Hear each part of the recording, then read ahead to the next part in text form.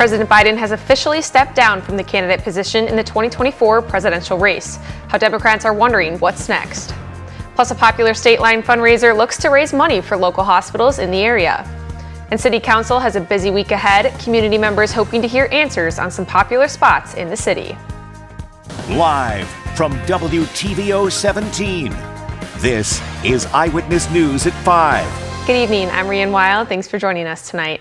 We begin with Biden announcing earlier this afternoon that he is not seeking re-election for the 2024 campaign. In a statement to X, the president said, quote, "I believe it is in the best interest of my party and the country for me to stand down." Biden also posting that he is offering his full support and endorsement for Vice President Kamala Harris to be the nominee. The president not wishing to speak today. Will have more on the developing story coming up a little later. And locally, the Freeport Police Department says they heard gunshots being fired at multiple locations overnight. At 2 this morning, police say gunshots were heard in the 700 block of South Liberty Avenue and the 800 block of South Carroll Avenue. Officers responded, and when they arrived, authorities say they located and collected evidence that showed a firearm had been discharged in both locations. There were no reported victims or property damage. And a little later, just past 3 a.m., the police department heard more shots being fired in the unit block of West Dexter Street. A similar result, officials say evidence showed firearms had been discharged in the area with no reported victims or property damage. The Freeport Police Department is asking anyone who has any information to contact them as soon as possible.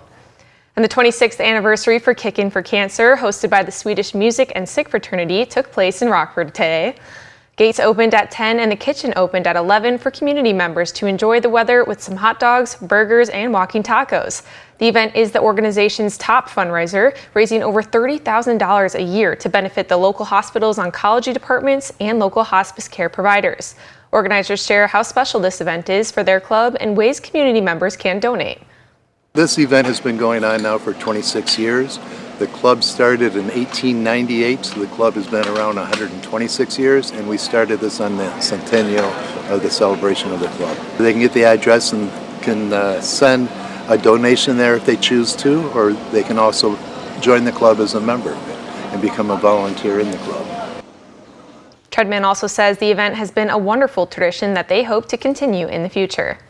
And an artisan market took place this afternoon in Roscoe. The market showcased the city and the surrounding area's artisans in fashion, food, home goods, and other small businesses. The market is fairly new, launching in May of this year. Organizers meet once a month in different locations and show off and celebrate some local artisans. Owner of the market, Stacy Moore, says she got the idea to run this market because of how supportive the community is. I noticed that a lot of people like to support local. A lot of people like to buy gifts and presents for people and support local businesses rather than those big box chains. So we get a pretty good attendance between these events and the events that I do in the fall. We're still accepting more vendors, crafters. So if you're an artist or you make and take crafts, we would love to talk to you and get you out here in front of the customers. And Moore says with the growing attendance, the market is looking to move to twice a month for August and September. And the Chowdown Food Truck Fest was this weekend in Rockford. It is the largest food truck festival in Rockford that features food trucks from all over the Midwest. This year, proceeds from the fest went to MASA, which is an organization that provides education for aspiring and current business owners, youth mentoring for young Latinos in the area, and cultural education. There were 21 food trucks total with many different cultural foods available, as well as live music to enjoy. Rockford's a melting pot, and I feel that this is a great representation of the kind of people that we're getting into the area. We're getting a huge influx of Latinos. We're getting more and more refugees. And I think that it's going to be, it's needed to have that representation to show that Rockford is very diverse. And Salgado says that MASA is looking forward to hosting a Tamale Fest on September 7th that will feature about 22 food trucks. And tonight is the first night of the Woodsong Summer Concerts. Clem Arboretum and Botanic Garden is hosting the concerts this summer, which are Ravinia-style events held in the Fountain Garden. There are no reserved seats, so attendees should plan to bring their own blankets and chairs. Visitors can also bring their own food and drinks to these concerts, but Gelato Joe's will be there as well. The series is every other Sunday night from 6 to 8 p.m. and will finish on September 8th. Tonight, Heart of Glass, a tribute to Blondie, will be the cover band. Tickets can only be bought online. It is $12 for Clem members and $15 for the general public. And looking ahead, tomorrow night, Rockford City Council will be busy. The council is expected to approve the request to place for sale the city-owned vacant commercial building commonly known as the Armory. And after being laid over 2 weeks ago, the council is also expected to discuss the approval of the plan for the Garrett Lane apartments. Thirdly, board members are expected to provide a new plan for the Kmart on East State Street after rejecting the previous one. And fair season is here in the state line, and it kicks off this week. The Stephenson County Fair starts it all at the fairgrounds in Freeport on Tuesday. The Lee County Fair opens Thursday, and Jordan will be out there live, so if you can, go stop by and say hi to him. The Ogle County Fair is next on July 31st. The busiest county fair in the state, which is the Boone County Fair, will be August 6th through the 11th. And a week later, Winnebago County wraps up fair season starting on August 13th. Biden stepping down from his candidate role in the 2024 election. We're learning the next steps for the Democratic Party with Election Day just 4 months away. We may have to dodge a couple of showers and a few thunderstorms heading into the work week ahead. Find out the best chance for those storms coming up in the First Warn forecast a little later. You're watching Eyewitness News, your home team, with Rianne Weil, Drew Collins, and meteorologist Jordan Wolf.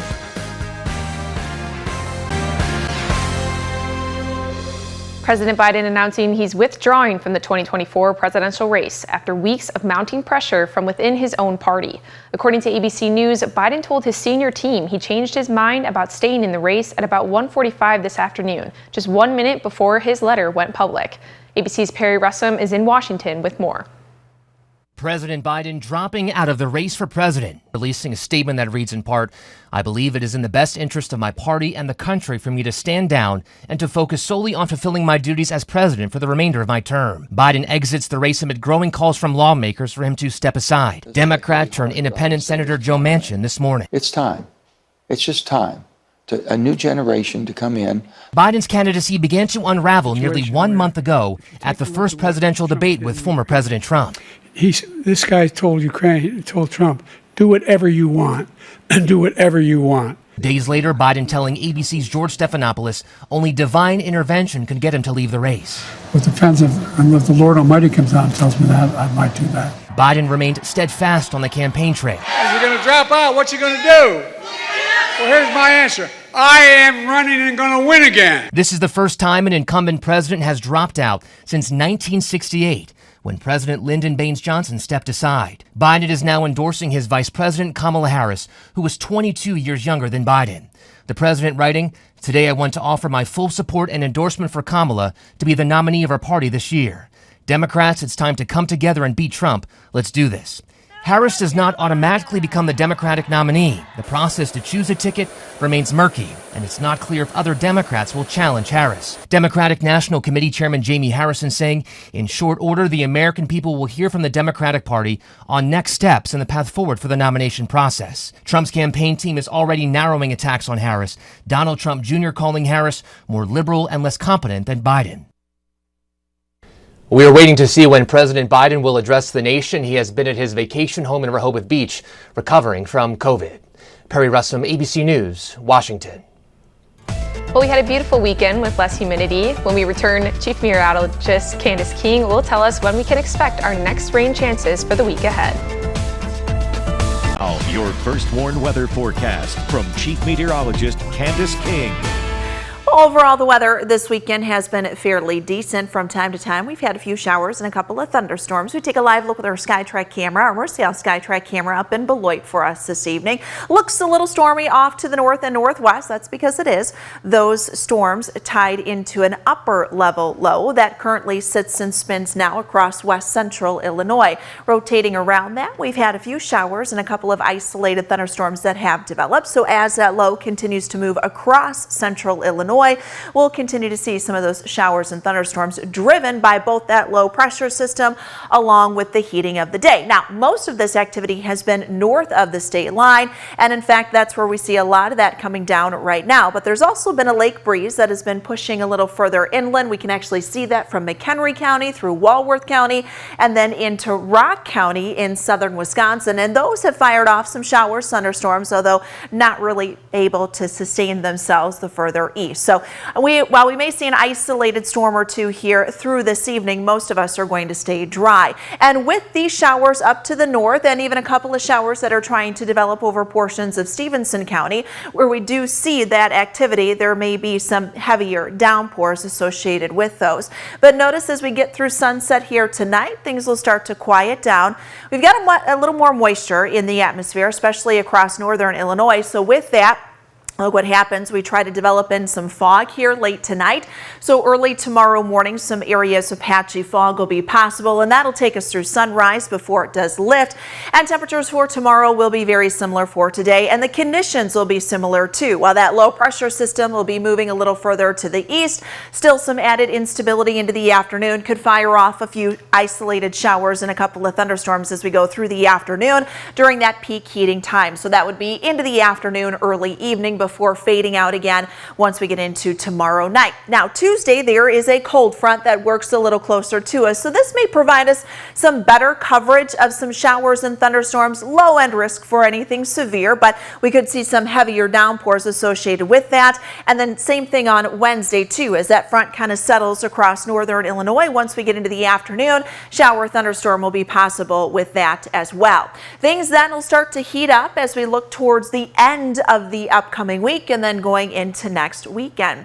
81 our temperature in Rockford, same thing in Freeport. We're at 78 in Rochelle and 82 in Janesville. Our weather watcher Terry in Genoa this evening, 81 degrees. That dew point temperature sits at 65 and a light southerly wind now at about 3 miles per hour. As we go through the night tonight, that temperature will drop back into the low 60s, right around 63 degrees. Tomorrow we're up to 83. Same thing on Tuesday, 80 on Wednesday. We'll stay in those low 80s Thursday, Friday, but our jet stream pattern changes by the time we get into the weekend. So with that, that'll bring a return of some warmth and a little more humidity as we look towards Saturday and Sunday by the time we get into early next week. So as we get to the last few days here of July and then welcome in the month of August, we might start to see a little more of an active pattern with some of that heat, humidity, but also an increased chance in some of those showers and thunderstorms.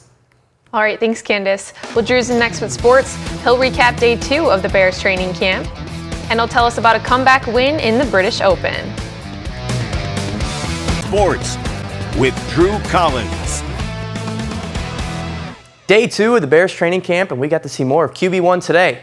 We also heard from head coach Matt Eberflew and star receiver Keenan Allen on their thoughts about Caleb Williams. You know, he played. I think when he's told me the other day, I said, "Man, you got a body. His body looks like a big safety, right? Almost. You know." And I said, "Well," he goes, "I played running back." And then he said, "I also played linebacker." I said, "Oh, geez." I said, "You must be a tough guy." You know, so.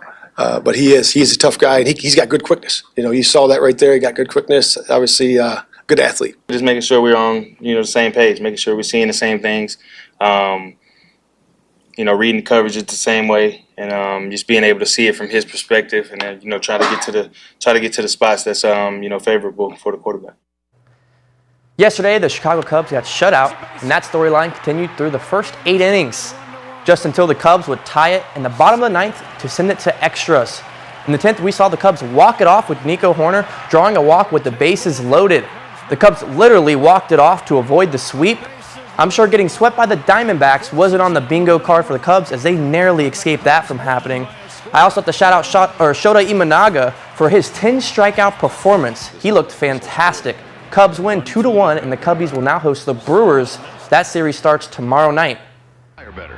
And the Royals hosted the White Sox, and Kansas City had more runs scored than the Sox had hits. Royals pitcher Seth Lugo threw a complete game with a total of 103 pitches, complete dominance. Sox are now on a 7-game losing streak and now head to Texas to face the Rangers in a 4-game series. Your final is Royals 4, Sox 1. And let's switch it up to golf and head to the Aldine Golf Club in Rockford for the final round of the Aldine Cup. In the women's flight, Ella Greenberg dazzled yesterday, shooting a 68, but her younger sister Eva was on fire today. Eva shot a 66 to win the women's flight by 3 strokes. And to the men's championship flight now, this is Corey Koninsky. He dropped a birdie putt on the 11th hole. He finished in 5th place. Danny Gorman had an even better shot here. He sinks the chip for birdie on the par 3 15th hole. Gorman finished in 4th place at even par. Defending champion Robert Doffelmeyer finished 3 under to grab 3rd place. The battle for first was between friends TJ Baker and Luke Lofgren.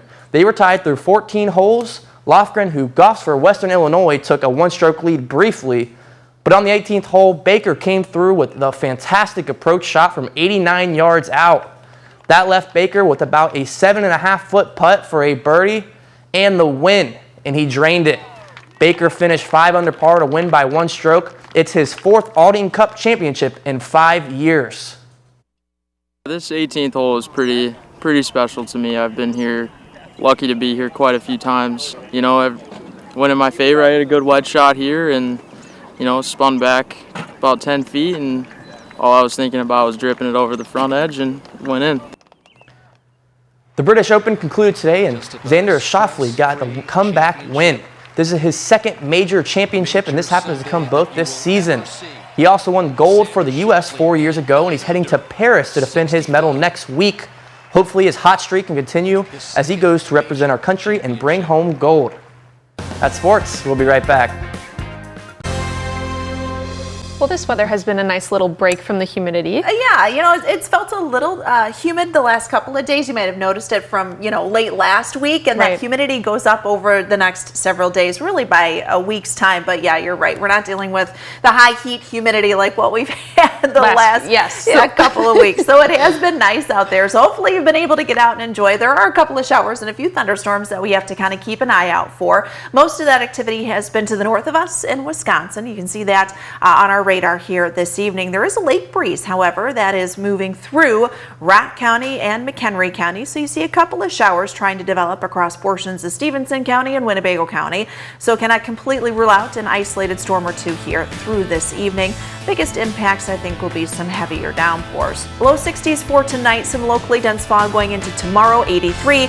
Tomorrow will be similar to today. Same thing Tuesday, Wednesday, and then we're heating things up within a week's time. Thanks, Kansas. Thanks for joining us. Have a good night.